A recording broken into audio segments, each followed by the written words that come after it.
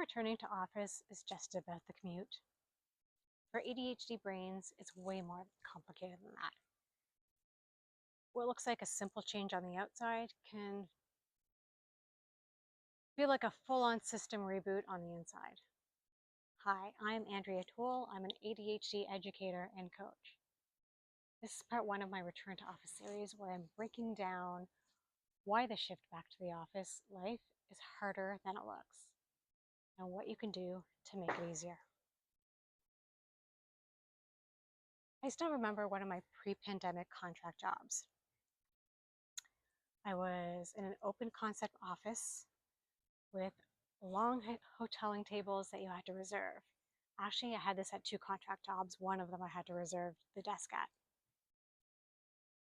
On my first day of this particular one I'm talking about, I was shown a drawer on the other side of my floor that I could lock up my laptop and stuff in at the end of the day. I never found that drawer again. So I would either take it home or I would just shove it in the desk that I usually used, but I had to keep booking. The noise, the fluorescent lights, the constant movement around me made it nearly impossible to focus.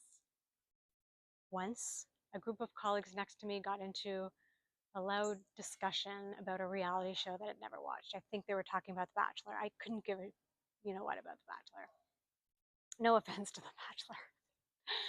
But it was distracting. I had to had to ask them to move somewhere else because their conversation was literally competing with my thoughts. I was trying to work. Work is what I was there to do. I was trying to focus.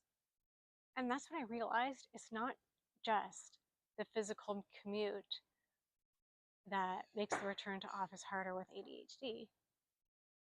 It's the invisible mental load layered on top of everything else. I mean, I knew that certain things make it hard to focus, but there's all these other things, all these stimuli and all these situations. Yes, the commute takes time, but the commute also drains mental energy. Every train delay, every crowded subway, every decision about when to leave adds stress.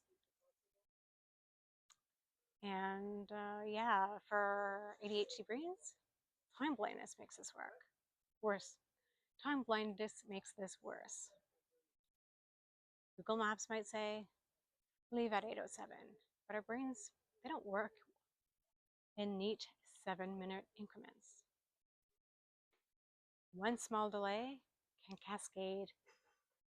You leave later, you miss the train, you arrive flustered, and you start the workday already behind. And when you're flustered, that does something, I think it's the amygdala effects, if I recall correctly.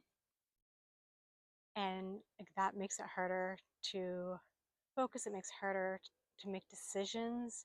Just our brain doesn't function properly when we show up flustered and when we're stressed out. And then there's a constant shifting.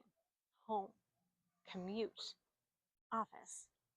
Every stage demands reorienting. Packing your bag in the morning, remembering everything you need.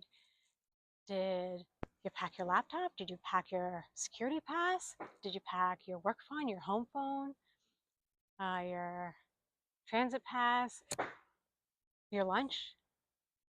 And they're switching gears between the environments. Each is another executive function task.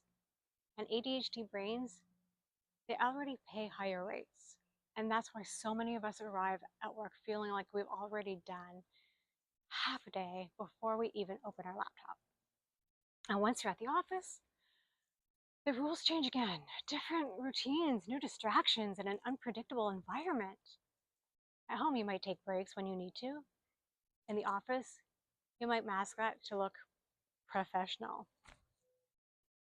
The noise from colleagues, interruptions from drop-ins, even the way the lighting or the seating is arranged.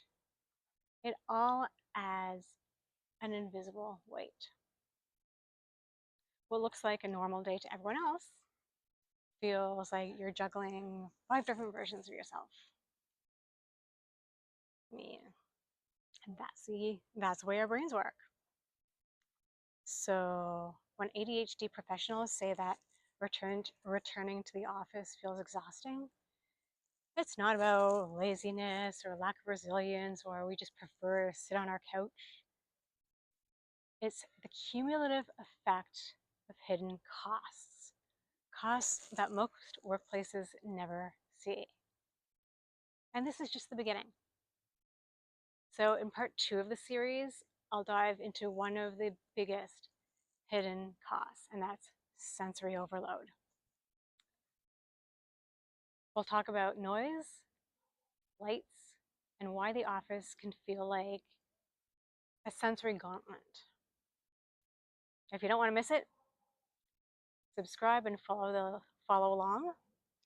And if you want to start with a full blog version, or if you prefer to read, yeah, the link to part 1 of my blog is in the description. And part 2 is already on my blog.